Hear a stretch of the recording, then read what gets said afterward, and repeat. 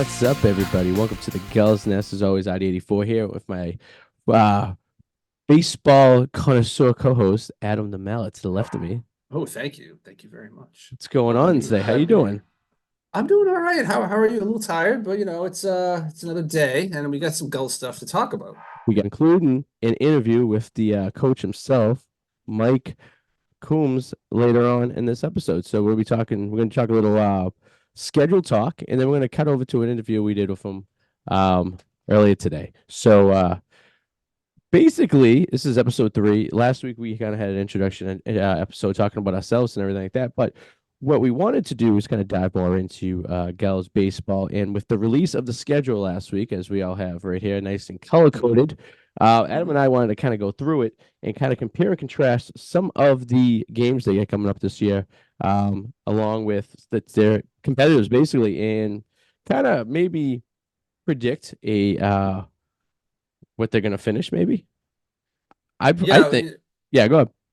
no, I was gonna say what's good about this is it just looks like again, we're comparing this off of last season, and that's all we have to go by. But like it looks like if any last season's any indication, it looks like a steamroll. You know what I mean? Like 31, Yeah, 31-11? That is a great record. I mean, where yeah, where else can what else can we say here? You it's a know? 0.738% winning, which is pretty impressive. The next team closest to that was looks like the Schooners, the Mystic Schooners were 26 and 18. So, and that's what, about 60% right there, 6 games behind. Now granted, it is a 42 game season. But you are playing roughly every single night with like the occasional. I think it looks like this next year they got 1, 2, 3, 4, 5, 6, 7, 8, 9, 10, 11, 12, 13, 14 days off in between playing. But you remember they are traveling basically Yeah. home away, home away. There's very few, for example, there's one situation right here where we kind of briefly talked about last week, but in the second week of June, they're away, away, away, then day off, and they're going all over the place basically. And remember, they're not staying in hotels. They're not going, Yeah. they're bouncing back like back to Newport every single night, and then going off into the next destination. I mean, It's true. And you know what's I noticed is a little interesting here, Artie. If you look at the right side of the schedule, look at the away schedule, all Saturday, except for that last week of July. yeah. Like last week in July, look at that 15, 22, 29, 6, 13, 20, all away games on Saturdays. Like, whew, It's kind of you know. interesting when you look at the way the divisions are set up. So there's 3 divisions. The Gulls are in the Central, um, but the teams they play, like Mystics, not too far away. Ocean State Waves, that's in Rhode Island. That's not too far away. Vineyard is a trek because you have to get onto a ferry to get there and back. So, like, if you're doing that, Yeah, as I talked to Mike about the other, remember he's like, well, the cost and everything like that. We're not major league players, but if you really think right, about it and you do the math with like, okay, hotels, but the cost of gas and fuel to bus them all, I get it, it's still probably cheaper, but right. how much cheaper is it really? Think about it. Let's say you're in, where the North Shore Navigators are, even where the Newport Gulls are, and you have to then take the bus back, then you have to take the ferry. Then you have to get back on the ferry. Then you got to get back on the bus and drive again. Is it that much more expensive? That'd Is be it that that'd be a is funny exercise, an interesting right? exercise to do. Maybe like if we were to put in the schedule and them starting obviously in Newport and going to the next spot and then back round trip, especially in these like road trips, which I only really have one back to back to back road trip out of all these, but Yeah. still like figuring it out. I guess that's probably why they do it. So you're not kind of zigzagging back and forth. But in this situation, they do. So you wonder if it's more profitable just get like, I guess you don't want to put them in a Motel 6, right? I mean, Yeah, you don't put them in a Motel crappy 6, hotel. right. Buses are So gas guzzlers too. yeah. So I'm And I guess jealous. they're not driving. So I guess they could just sit back and sleep if you wanted to, as That's true. best sleep Yeah. you can get on a bus. But Yeah. they open it up the season away in Martha's Vineyard. So that's away game number 1. So you go in there once. Martha's Vineyard last year finished 18 and 24. Um, judging by who The they get, Sharks, yeah. Sharks, yeah, judging by who they get next year, um, if you're looking at these standings, which I kind of went through for the last couple of years, and they're all pretty much relevantly close, which I assume is the fact that they get a lot of players coming back and they get a lot of references from other teams, other schools and stuff to grab players. But you really can't base any, projections off of last year's numbers without knowing, exactly who's coming back. It's like it's kind Well, of you like, have their roster, you can find it. And what's interesting is I noticed if you look at their roster, there are like 3 or 4 guys that are listed at like 6'6". yeah, Like, I mean, that doesn't mean you can hit a baseball, but still, I mean, if you got big guys on your team, it's just an indication that you have players that can, that are they're pretty big guys. But I mean, at the same time, like as you pointed out, a lot of these teams, in terms of where they are close together, which makes it even more interesting and impressive how this team every year seems to be really, really ahead of everybody else. yeah, You know what I mean? Like, okay, it's like North Shore Navigators, they're not in Martha's Vineyard, and like they're all within striking distance of each other. So how has the Gulls managed to be able to pull together all these competitive teams time and time again? We have the stats in front of us. Look at their league batting. yeah. Look at their fielding. They're second. Look at their pitching, which is everything in the world. It's top. It's going to be great to see again how they can pull this off. Because as we just mentioned, that all these numbers, they're fielding, they're hitting, they're pitching, it's all top tier. And to maintain it every year, even though all these teams are still relatively geographically close, how they're able to get these really good players. You know? Yeah, and if you're looking at the roster, if you're looking at the ages from last year's team too, the 2013, most of the guys are 22, 21. They're in like the latter years of being eligible to. I guess is there a cutoff for college ball? I'm not sure. Could you play college ball at 35 if you really wanted to? I I feel don't know. highly unlikely, right? I I mean, guess I suppose it's really, it's unlikely. I mean, so I suppose there's nothing that could stop you, you I know? guess no. I guess you could be a yeah, but so a lot of these guys, they're either entering a situation where they're going to be graduating college or they're going to be entering a draft at some point. I'm looking at the rest right now. There was only one 19-year-old on the team last year. So if that's in perspective, like of how turnover is going to be, it looks like there would be a significant amount of turnover, judging by the ages, basically, right?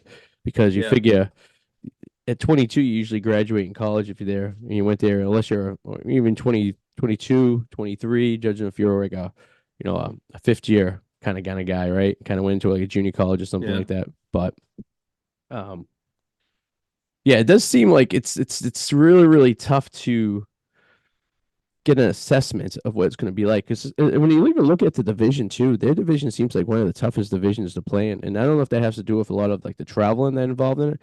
Because the North Shore Navigators, which is in Lynn, is in their division, which is a good, I don't know, what, 2 hours away Yeah. easily. So it's like Yeah. it's some traveling there even for a divisional game. Um, the rest of the guys, if you look in the other divisions, it looks like there's a lot of Rhode Island, a lot of Connecticut in the Western, and then the Northern Division has like the Maine and Vermont and New Hampshire teams, but even that could be spread out over a while. But you know, Yeah. I mean, just everything tells me. I mean, as you and I always talk about, pitching is always key. You can't score runs from the dugout, and true. just looking at that, it's just they're miles ahead of everybody. Like they're the only team with under 2.92 ERA last year. The strikeouts 427. It's a The lot of next strike. closest team I think was what we got here. The Valley Blue Sox at 396 strikeouts for the season. Like they just mowing them down. You Yeah, know? that's key right there. And as anything else, no matter when you get into the uh the playoffs and whatnot, it's all about pitching. You could be hitting the ball all day long, but you still get a hit. But what's going to win games and what's going to basically make you the team that's going to win it all is your pitching, which is something they have. And if they can consistently keep that for next season, I think everything's going to be okay. I think they'll be all right and have another successful, at least a run to the playoffs at minimum. Yeah. Yeah. One thing I was looking at too, where was it? Looks like attendance. Have you seen the attendance right here? It was Yeah, I brought that up last week as I said yeah. that they're beating the Oakland A's. It's so Yeah.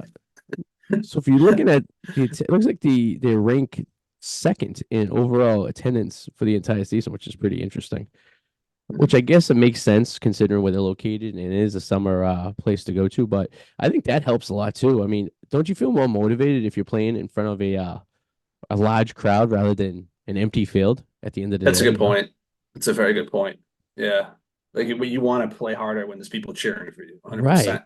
You Yeah, like know? people are invested into it, whether they're just there because they're a casual fan or not. They're at the stadium. They made the effort to get out there. So I feel like that basically also will help you boost your morale. I mean, a lot of these teams, their attendance is so small, and you wonder if that helps.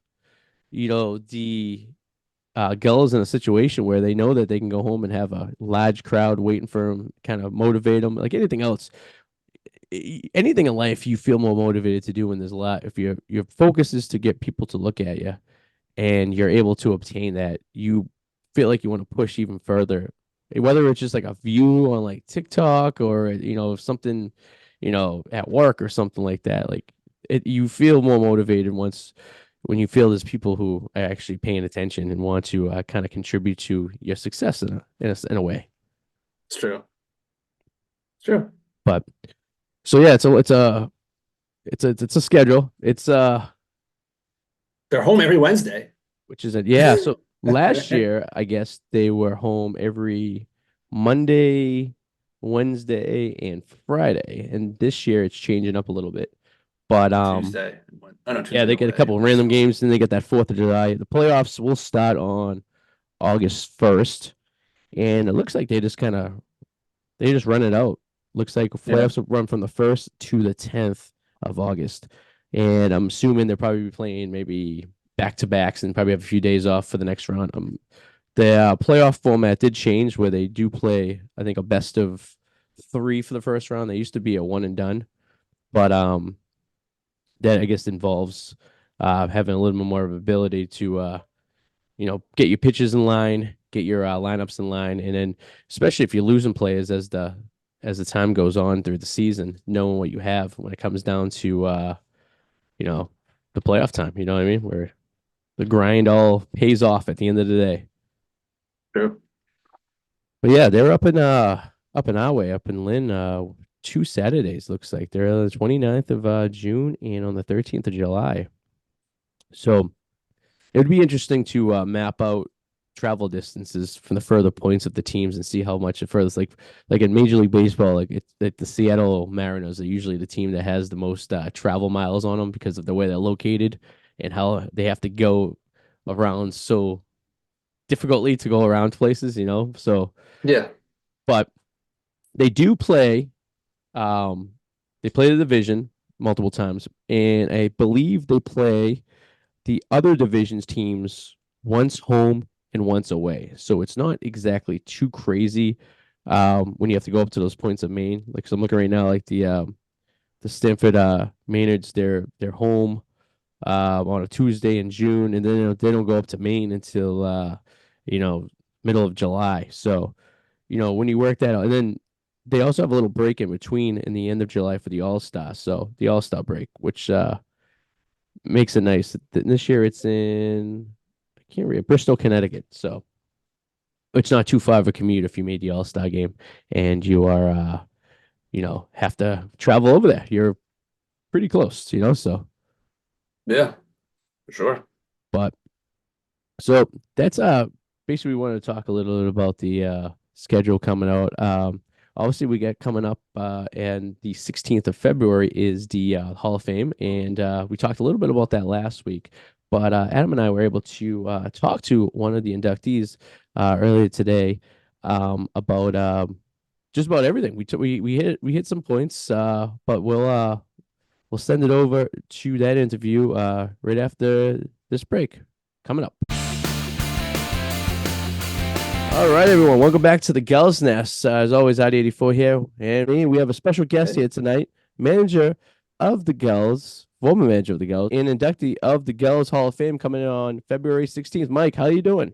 I'm doing great. I can't complain. It's 75 degrees here. I'm out by the pool, Oh. and I know you guys are a little chilly. Yeah. Hey, That's what it's all about. So are you down in Lakeland, Florida? Is that where you are? Or in that Lakeland, area? Florida. Yep. It's Tiger Country down there, right? Is that what they call So it? Detroit Tiger. That's it. Yeah. unlike my background that is superimposed, I'm guessing your white puffy clouds I'm seeing in the back are real. Oh, those are, yeah. Those Oh, very jealous. I paid for those. Very jealous. Yep. It's all good. No, when you heading back up north, you're gonna wait until the last possible moment. No, we're coming in, I think, on the 15th. I think that's a Thursday. Okay. Yep. Oh yeah, that's right. Because the ceremony is on the 16th. So, Yes. Yeah. so, We'll be there. so tell us a little about that. So you're gonna be inducted into the Gulls Hall of Fame on the 16th of February. That's pretty exciting. We're looking over your stats as a manager of the Gulls. That's pretty impressive. Leading, regular season wins, leading postseason wins with the NECBL. It's pretty cool. Yeah, it is very Well, impressive. I tell you what, it's all about who you get and who they get for you. Hmm. Chuck and Chris, they go out of their way and they bring in some players that, hey, you sit back and you watch them play. You don't mess them up, you don't overcoach them or anything like that. But it's awesome to be able to have a hand in some of these kids' future in the Wood Bat League, and then they go on and play pro ball, and it's kind of neat to see that happen. But to be able to come in here and be a part of their Hall of Fame, I never thought I'd be a part of that. Maybe the Hall of Shame or something like that. But Hall of Yeah, I Fame. mean, you come in 2005, and like what clicked for you? Did you expect to for it to be to last so long? Like, you know what I mean? Like, what was your coming into the whole situation? What were you anticipating, I guess? Well, when I came in as a pitching coach and was handling the pitchers 4 games in. And then Tommy Atkinson, the manager, he said, he called me and he goes, hey, when you picked me up today, I got all the sheets and everything for you. And you're going to be my go-to guy. He says, I got to go back and apply for this position back at the community college in North Carolina. And hopefully I can get the head job and be a part of that. So next thing I know, Chuck and Chris are calling me into Mudville back in the day. And they said, would you like to be the manager of the Newport Gulls? And I said, well, let me check with my agent. No, I said, yes. Yes. I said, that'd be great. And 4 games in, then I thought, okay. And we had some rough spills to begin with. And to go with, Patso's told me sometime, he goes, geez, he says, I stuck my neck out for you. And what's happening? I said, just relax. You know the deal. We'll come around. And we came around and, the boys won it all that summer and it was awesome. But, and then I got a shot at coming back again. And then they said, can you come back again? I go, yeah. Can you come back again? Yeah. And it just seemed to work out. Yeah. Now, how did you first get involved with the Gulls? Like, who contacted you, or did you just kind of looking for something to coach in the summer, or just kind of fall in your lap? I coached at Florida Southern. Okay. And that's where Chris Patsos went to college. We recruited him and he came in and was one of our catchers. All right. So I was one of the catching instructors there and at the time, and him and I built a pretty good relationship, good friendship. And next thing you know, I'm calling him years later and we're touching base, and he goes, Coach, what do you do during the summer? And I said, hang out by the pool. You need to come up here and coach. I got a team that I'm with now. And I said, what's this? And he goes through the Newport Gulls and all this. And I said, well, I'll come up and take a look. So in summer of 04, I go up and I take a look. I see what they're doing and I see the quality of the play.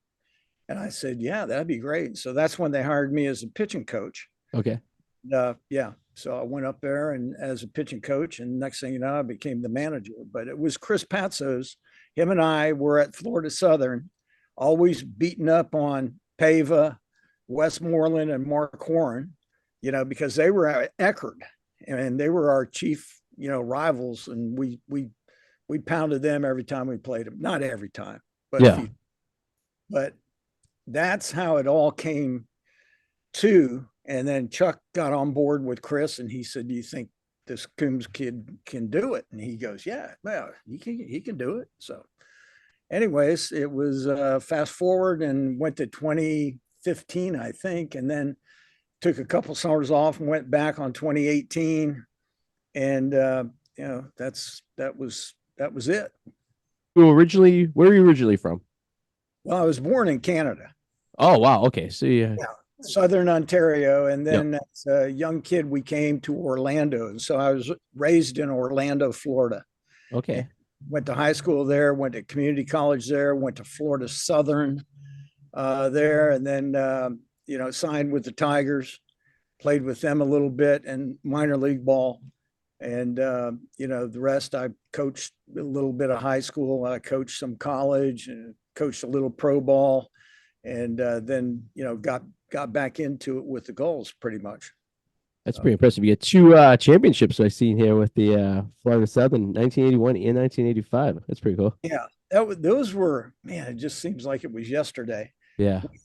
We had some great players again, and the guy that was the head coach, Joe Arnold, he's probably the guy I learned the most from as far as managing and coaching and learning the ins and outs of this game of baseball. So he's the guy. He lives here in Lakeland now still. So, but it was pretty cool winning a couple championships. Yep. Even though it was NCAA Division II, we used to thump Florida and FSU and beat Miami. We had some pretty good players, real good players. Yeah. Yeah. I was just curious to know also when you're coaching, I mean, especially for a team like the Gulls, and the turnover of kids and young adults who are playing is so constant, more than say like a professional league. Does it get a little bit more frustrating to manage all those personalities of people coming in and coming out, or is it easier? I'm just curious because it's very interesting. Because I know how they were saying how they lose players, to drafts during the season, and it just seems like shuffling all that around as a coach at times could just maybe seem like a headache. It's not frustrating. Well, part of it is if a kid gets hurt, or a coach calls and said, "Hey, he's at his pitch count. I got to let him. He needs to come home." Right. There's times where it is, but for the most part, if a kid comes to me and he says, "Coach, I'm at my pitch count. I think I need to be done," and sure, not a problem. The coach wants you to stay, and I understand if you want to go home, or if you got to go to work, you got a girlfriend, your parents want you home. I totally understand it, but we really want you here. And it does get that. It's kind of like a pro ball and a community college all wrapped up, because we get them for a year or 2 years. Yeah. And they're done. It's very seldom, unless like Peterson. I had Peterson for 3 summers, and it was crazy good, And the time flies by. You're here 2 months. You got to get the most out of them. You got to keep them focused, and you got to be on their side. You got to pump them up day in and day out to perform the best that you can, because you got scouts sitting up there. You got now you're playing for that portal. Yep. Yeah. That's true. So you gotta make sure that the kids are focused, and they want to be there, not for the party, but for crossing the white lines and wanting to play and be a part of the Newport Gulls organization. Yeah, collegiate baseball always seems, as you would know, it's probably the toughest thing to could probably manage through, because, like you said, these are rental players. You only have them for a little bit of time. You don't really know when you're going to get them back next year. You don't even know if you're going to have them for the full season. Right. And then you deal with like you said, you deal with all these other attributes like pitch counts. The schools don't want them to do too much, so they're getting homesick, or they're from the middle of like Texas, and all of a sudden they're spending the summer up in Newport, right? And that's like, I was planning on spending the summer with my girlfriend, but I guess it really separates the guys who really want to play and really want to do well from the guys who are just like talented but maybe not have that push to get to the next level. And then, as you, as a former major league player, know what it's like going through all the tiers of baseball, starting off like we're looking at rookie league. You're playing Lakeland. You look. I seen you were in Bristol. My wife's from Johnson City, so she's familiar Oh with the my Bristol gosh, Tigers a Johnson little bit. City. Wow. Johnson was City Cardinals, right? That was the team. that was a Yankees farm club. Oh, okay. And we were in Bristol and had a couple guys make it from the big leagues off that team. And that was Mark Fidrich and Lance Parrish. Oh, So I nice. played with them back in the day. I mean, they played, I pretty much caught in the bullpen. I mean, I got to play a little bit, but not as much as those guys. And it was awesome to be able to go to work and get paid for it. Right. Yeah. And your work is baseball. Love the game. And so, I mean, it's awesome that you can do that and make a living. So, right. Even before baseball though, like what was it that brought you into it? Like what about it did you love so much about the sport in general that brought you in? Well, when I moved down here from Canada, my dad says there's no hockey. Yes, right. Yeah. All my teeth. So it was he says you can play football, basketball, and baseball. And that was pretty much it. So those are the three sports I played. And then as I got to my junior year, I kind of did away with football because I was a backup quarterback to one of the best quarterbacks in the state of Florida ever. Oof. Yeah, I didn't get too many snaps. So other than the B team, but I played basketball and baseball. And basketball was, I'm a 6'1", guard that didn't shoot too well, but hustled my butt off, played defense, and I was going to get a scholarship for that. And I said, no, I want to play baseball. Baseball is my deal. Mickey Mantle's my guy. Baseball is my deal. I want to play baseball. So anyways, I just kept honing in on that, getting with people in the Orlando area, pro scouts that, they would have camps and stuff. And then, of course, my high school team had a baseball team, and I was lucky to make that team and be on that, and then move up and got a little bit better and had them faked out for a few years. So what was your team growing up? What was your MLB team as your I would have to say the Yankees. Yankees? Yeah. I mean, yeah, we can figure during that time you were growing up was like when the Yankees were dominated, right? So it's like, how can you go wrong? Can't judge. I mean, Yogi Berra, Whitey Ford, Mickey Mantle, Tom Tresh, Clayton Boyer, Bobby Richardson. I mean, the whole crew was just, every guy you just idolized. You go, man, that's what I want to do. That's where I want to be. So that must have been special growing up, admiring the Yankees, and then you get drafted, and you're just playing like low A ball, but you're playing against the Yankees organization of potential stars, like you said. I mean, that's going to be something that's going to be over the top. Like I can't even imagine that as a baseball fan, being able to play with future greats. Yeah. It's like it's fun. Yeah. I got good friends that I played against in high school and college that ended up signing, and I played in the Florida State League, and they played in the Florida State League. And it was crazy, but I'll give you an example. Doug Corbett played in the big leagues. He played at the University of Florida. So next time we meet each other, he's playing for the Tampa Tarpons, and I'm playing for the Lakeland Tigers. Well, we got Lance Parrish gets a double. And he kind of lacks up a little bit, but he slides in and knocks over the second baseman.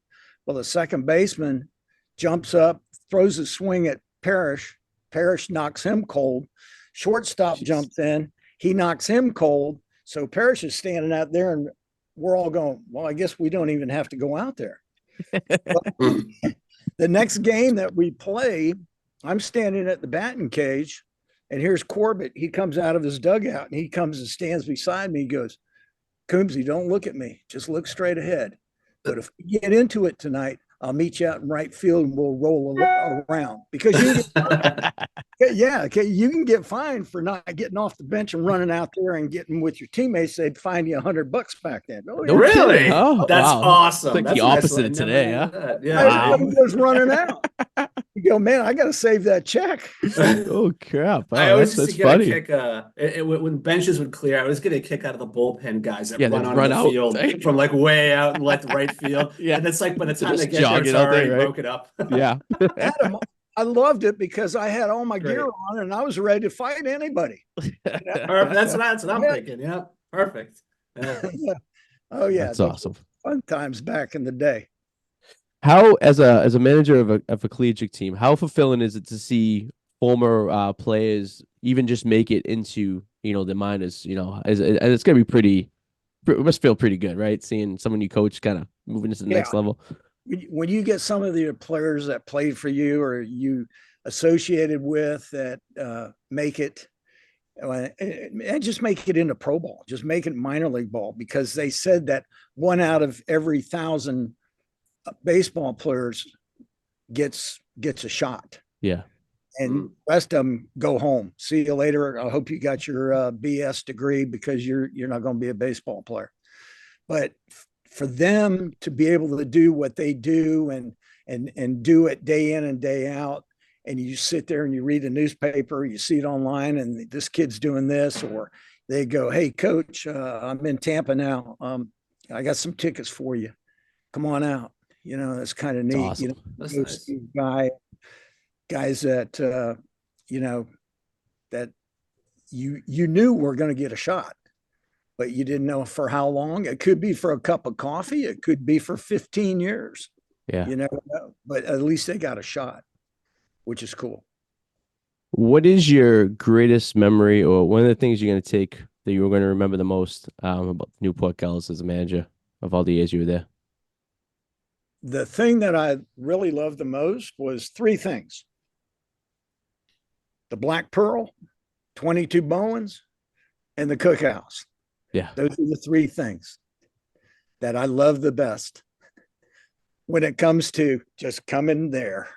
But the baseball, when you're there, it's every one of those guys that showed up every night, played their heart out, played their hardest, and wanted to be a part of a family.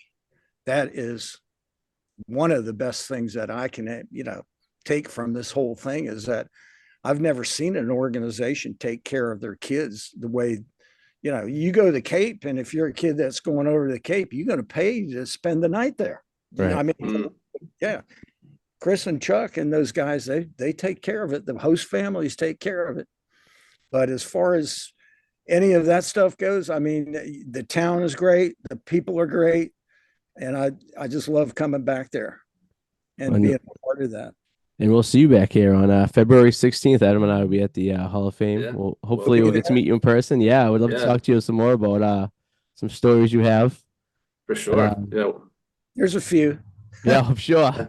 Yeah, well said. I hope you saved some of what you just said right there. I would say perfect for your Hall of Fame speech. I was going to say that was all right, Adam. that was perfect. Little sneak peek right there. All right. And let me show you. My wife's got her shirt on. Okay. Here, come here, wife. I want you, honey. I want you to show him your shirt. She's already for. Come here. What we got? What kind of shirt we got? You afraid? This is my wife, Kathleen. Hey, Kathleen. How you doing? Nice to meet you. This is Adam and Artie. Hi. And How you doing? Hi. the back of her shirt is. There you go. Perfect. There you go. So now I got to ask though, that there's a follow-up question. Do you have one that says Mister? No, it's just 11. That's awesome. Yes, coach. Hey guys, thank you for doing this and putting this all together. It's about you guys too, that you do a lot of hard work, and you set all this stuff up, and I know it's hard, but you do a great job. Coach, well, thank you. Thank you for taking some time out of your thank Sunday you. and joining us. Obviously, we look forward to meeting you, and it's quite the honor. You have quite the baseball story to write about someday. So we'll have a couple red Pepsis. sounds good to me. Sounds great. Pepsis are. I don't think I do. Do you, Adam? It's a can of Budweiser. Oh, all right. Yeah, I knew it was alcohol related. I wasn't There you sure go. about alcohol. Yes, we'll have a few. Sounds good to me. I have a few. I love it, guys. Appreciate you. All right, Coach. Thanks for joining us. Coach Mike Combs, manager from 2005, 2015, and 2018 of the Newport Gulls. Thank you for joining us, and we'll be back after this. All right. All Thanks. right. All right. And now is the interview of manager Mike Coombs, inductee of the 2024 Gulls Hall of Fame. He was fun to talk to. He had some Good guy. interesting stories, huh? Yeah, no, he really was. And I'm jealous of the background. It wasn't like it was a real background. I was like, it looks very relaxing where he is. And I'm jealous I'm not there right now. Yes. Coombs was joining us from lovely Florida, which is yeah, especially if the weather today. It makes you a little With his lovely jealous. wife. It's His yeah. lovely wife. And we'll be seeing him in a few weeks. That's next Friday, 16th. We'll be hopefully we get the chance to talk to him in person. Maybe we'll get him on an interview and maybe hear some more stories from I'm sure he has plenty. Yeah, beyond that, we'll get to talk to some of the Hall of Fame inductees and get some of them on the show to talk to, because some of them seem like they're very interesting and have some great stuff here that we want to talk about with their career. And yeah, just diving into some of their information as we've been doing. Yeah, very looking forward to talk to some of these guys when the time comes. But at this point, we'll leave it here for this week. Thank you guys all for joining us. Adam, you have anything you want to add before we conclude this episode? No. Thank you everybody for listening to us. And as the season goes on, we'll definitely have more to talk. Right now the season hasn't started yet, so we're kind of just diving into things now. But as the season starts to get closer, I feel like Artie and I are gonna just have a lot to talk about. Yeah, the off season's slow, but we'll pick it up once we get to the Hall of Fame stuff. We're gonna break some down. We'll get some players. We'll get some players of the past, some players who are currently playing, and we'll make it very entertaining for you guys to watch. Trust us. And also, if you are watching this, please leave a comment below. Whether you're watching this on YouTube or you're on Instagram or anything, let us know if you have any questions about the Gulls or anything you want to ask us or anything you want to ask any of your players. We can forward those over to you and we can get those answered for you. And we can make a little segment that way where we could say, ask the Gulls fans if they have anything interesting they want to know. So we could do that. That would be interesting, huh? All right, everyone. This was great. Yeah. Well, we'll leave you guys here. We'll see you guys next week. Have a good week and stay safe. We'll see you soon. Bye.